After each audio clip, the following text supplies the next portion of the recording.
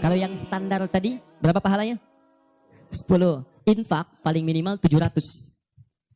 Infak paling minimal 700. Allahu Akbar. Dalilnya Quran surah kedua ayat 261. Paling kiri sebelah atas. Tadi saya bacakan.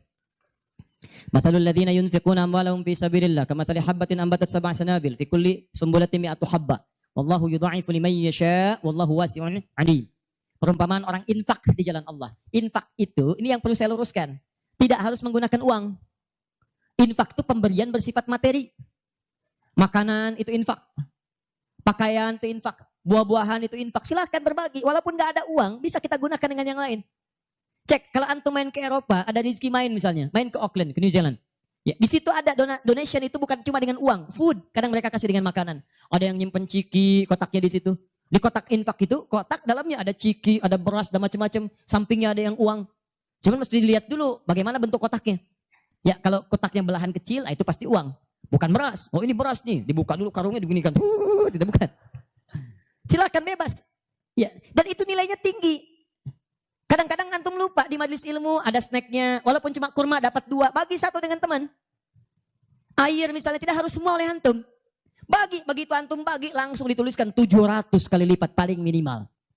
Demi Allah saya katakan paling minimal 700 kali lipat. Makanya zaman Nabi itu ada satu keluarga yang berlomba tuh mendekatkan diri pada infak walaupun dirinya kekurangan. Agak aneh tuh cara berpikirnya. Ya, jadi kalau dibandingkan manusia sekarang nggak dapat tuh, nggak dapat. Saya mau tanya begini, antum di rumah persediaan, antum punya anak 2. Antum dengan istri, 1 suami, 1 istri, 2 anak. Di rumah ada persediaan makanan untuk 2 anak antum saja. Antum aja nggak makan malam itu, cuma ada anak 2. Untuk mereka, kalau nggak makan, mereka bisa nahan lapar semalaman. Tiba-tiba, antum ditawarkan oleh seseorang, ada tamu nih, mau nggak dijamu di rumah? Bisa nggak? Pertanyaan saya, kalau ada orang yang datang seperti itu ke tempat antum, Mas, ini ada tamu, saya nggak bisa jamu, bisa nggak antum jamu? Di rumah antum, cuma ada makanan untuk anak-anak, antum pun nggak bisa makan. Pertanyaan saya, dijamu nggak teman itu? Kenapa diam? Gaya ahli surga? Kenapa diam? Lihat cara berpikirnya. Kalau cara berpikir kita hanya ke makanan saja, maka kita katakan, Ustaz, anak saya aja dapatnya makanan seperti itu, kami pun gak makan. Bagaimana bisa diberikan pada tamu? Tapi cara berpikir Talhah dan keluarganya agak beda. Begitu Nabi katakan ada tamu, kita datang langsung angkat tangan. Duluan ngangkat, padahal yang lain banyak yang punya banyak makanan. Tapi cara berpikirnya, kapan lagi saya dapat 700 lebih? Kapan lagi saya dapat diangkat langsung tangannya? Ya Rasulullah saya. Sebelum yang lain ngangkat, angkat tangannya. Maka diantar kemudian ke rumahnya. Sampai di rumah, istrinya dikatakan, duhai sayang, ada titipan Rasulullah. Bahasanya bukan ada tamu, ada titipan Rasulullah. Allahu Akbar. Ada titipan Rasulullah. Maka istrinya langsung membaca, saya paham. Saya bertugas menidurkan anak-anak dulu, tidurkan. Yang suaminya menyiapkan makanan. Begitu sudah jadi kata suaminya kepada tamu tadi, Anda silahkan makan di sini, saya temani dulu istri saya. Gak enak rasanya, meninggalkan sendirian. Begitu temannya makan, dia berpura-pura makan di bilik yang lain. Membunyikan bunyi-bunyi seakan-akan makan. Begitu sudah kenyang, tanpa mukaddimah yang lain langsung pamit. Terima kasih sudah menjamu saya, semoga Allah berikan pahala. Pamit malam itu juga. Begitu selesai pamit, subuh-subuhnya datang menghadap pada Rasulullah pagi-pagi. Apa yang terjadi? Turun ayat Quran surah 59 ayat 9 sampai 10 itu. Walladzina tabawwa'ud dar sampai ke kalimat wa yu'thiruna ala anfusihim walau kana bihim khasasah. Tuh cara berpikirnya. Jadi kalau antum melihat peluang seperti ini, enak teman-teman sekalian, banyak sekali. Tidak harus uang, pakaian, makanan, macam-macam. Jadi kalau antum beli buah tuh, antum beli 5. Di rumah ada 3 orang. Berarti antum mesti sadar Allah titipkan yang 2 lagi untuk peluang infak antum. Bukan untuk antum habiskan semua. Kok bisa orangnya cuma 3, beli mangga 5. Siapa yang menggerakkan antum untuk beli 5 mangga?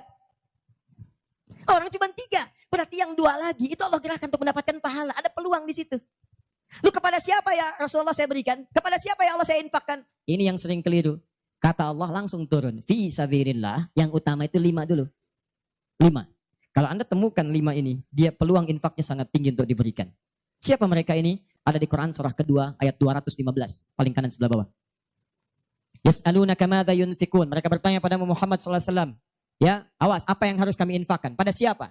Maka turun jawaban, kul ma anfaqtum min khair. Katakan kalau mau infak mesti yang paling bagus. Ini kaidah pertama. Awas, ada peringatan di Al-Baqarah ayat 267. Wala tayammamul khabitha minhu tunfiqun walastum biakhidhihi illa an tughmidu fi. Jangan kamu infakkan pada orang lain yang kamu tidak suka. Melihatnya aja kamu enggak suka, dikasih orang. Antum punya uang 50.000 2, 1, wah masih keras, bagus luar biasa. Masuk dompet enak dilihat. Yang kedua, wah sudah lecek. dekil of the kumel. Wah, dilihat gak enak, baunya gak nyaman. Tiba-tiba ada orang lewat, Pak, sedekah Pak. Pertanyaan saya, maaf, mana yang antum berikan? Yang lecek atau yang bagus? Tuh. Ingat, kalau urusan zakat mal, berikan yang bagus. Zakat mal, pilih. Paham? 5 orang ini siapa? 1, lil walidain, orang tua.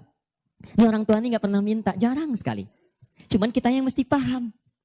Kan sama, antum pun suka ngasih isyarat. Mama, mama, mama, mama. Oh, mau makan. Makan.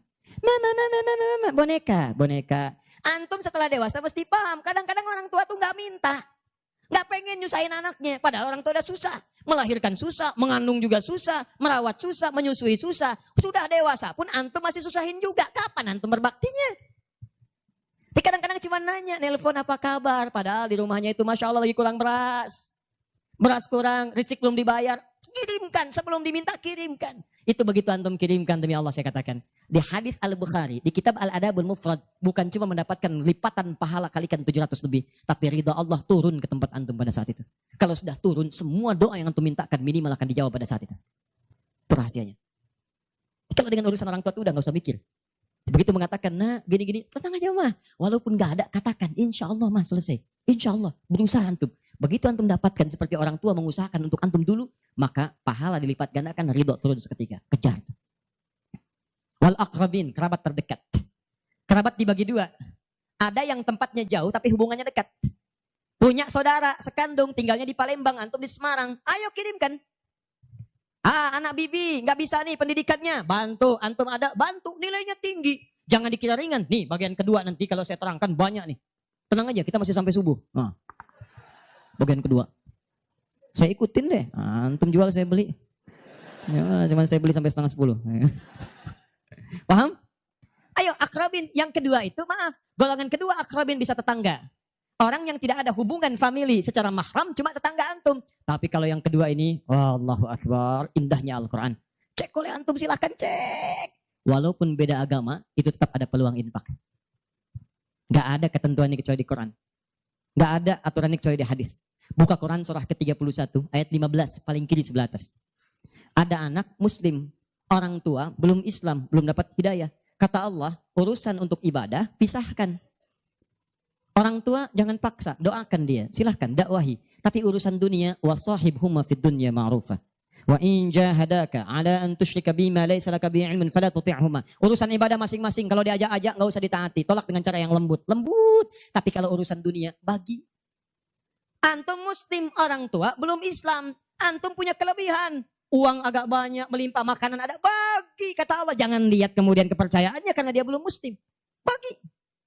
Indah teman-teman sekalian. Dan itu ada pahalanya. Begitu antum berikan, masuk yang halal. Begitu halal masuk kan haram keluar. Kan cara berpikirnya begitu. Halal masuk, yang haram keluar. Begitu keluar, sekat di hatinya terbuka. Karena yang haram itu saat masuk di hadis muslim, haram masuk naktah sauda, noda hitam. Noda menutup. Kalau masuk jadi daging dia, antum misal, iyadzubillah bukan antum, ada orang lain konsumsi yang haram. Yang haram masuk ke dalam mulutnya, masuk ke tubuhnya, beredar dengan darah. Jadi daging, masuk ke telinga, Quran surah 6 ayat ke-25. Wa fi adhanihim naqra, waqra, di telinganya ada sumbatan. Maka yang haram cepat kedengaran, yang halal susah. Masjid dekat, suaranya dekat, Allahu Akbar, susah. Tapi konser yang macam-macam, yang joget, yang ini, yang itu, nyampe tuh konser di Jakarta, dari Semarang tembus ke sana. Wa ada absarihim ghishawa, masuk ke mata jadi penghalang, nutup. Quran surah kedua ayat ke-7. Gak kelihatan. Orang ke masjid itu bukan gak kelihatan, nampak, cuman gak ada dorongan. Akhi, ayo ke masjid. Ya, alhamdulillah, nanti. Padahal yang besar lewat, kecil lewat. Yang paling aneh itu begini, kok bisa antum lewat depan masjid padahal bisa lewat jalan lain? Kenapa Allah antarkan sampai lewat depan masjid? Jadi kalau sudah Allah antarkan ke tempat-tempat yang baik, belum ingat Allah juga, antum mesti diantarkan kemana lagi? Tuh. Kok bisa antum lewat dengar adzan, padahal bisa antum lewat jalan lain, gak kedengaran adzan. Kenapa kemudian yang dengar antum? Kok bisa lewat jalan itu kelihatan mata, padahal bisa ada jalan lain. Kok bisa ngelihat? Kalau Allah sudah berkehendak kebaikan, antum masih belum bisa membacanya, masih ditanya.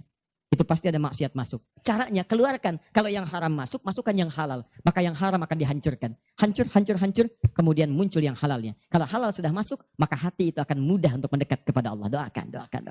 Demikian tetangga kita. Jangan dikira tetangga antum yang muslim saja. Mungkin kita ada non-muslim samping kita. Mungkin ada yang Kristen, ada yang Hindu, yang Buddha. Dalam hubungan keduniaan indah.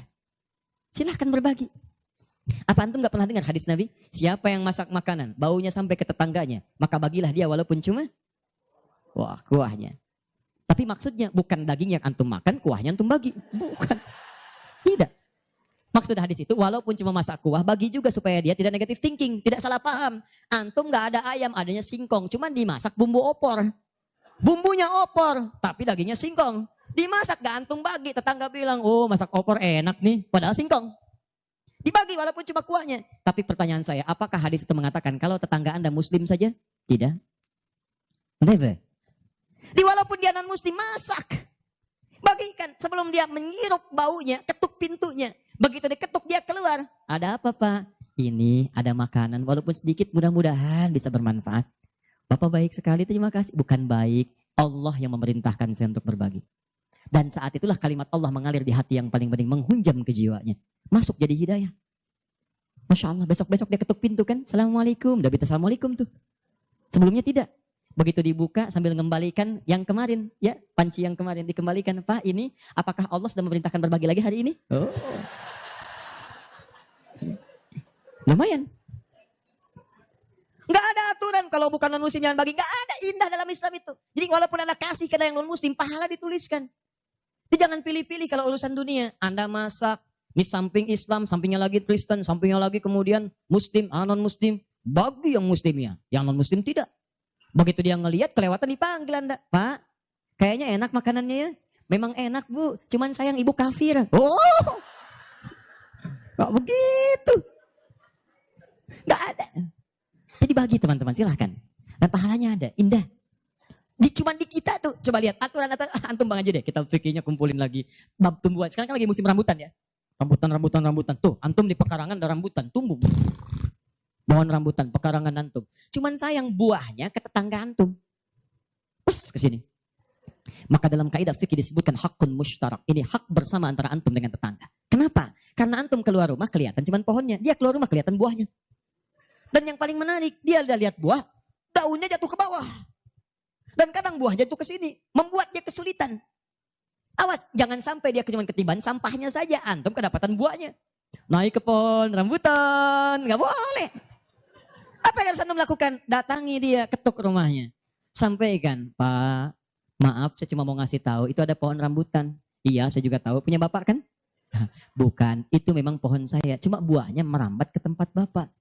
Terus, itu hak kita bersama. Bapak gak usah minta. Begitu inginkan, ambil aja. Silahkan dapatkan. Aturan dari mana itu? Ini Rasul saya yang mengajari, Nabi Muhammad SAW. Bapak keluar, lihat buahnya. Saya keluar cuma lihat pohonnya. Kalau Bapak pengen, ambil aja. Wah, hebatnya Islam. Terima kasih Pak. Insya Allah. Udah insya Allah tuh.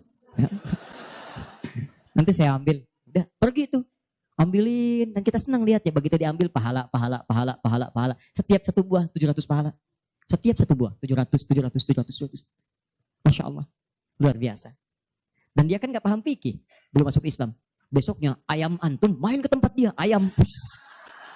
Dia kira hukum ayam sama dengan rambutan. Oh. Nabinya umat Islam baik banget. Kemarin ngirim rambutan, sekarang ayam. Pokoknya. Mungkin ayam itu akan menggendong antum ke surga. Ya?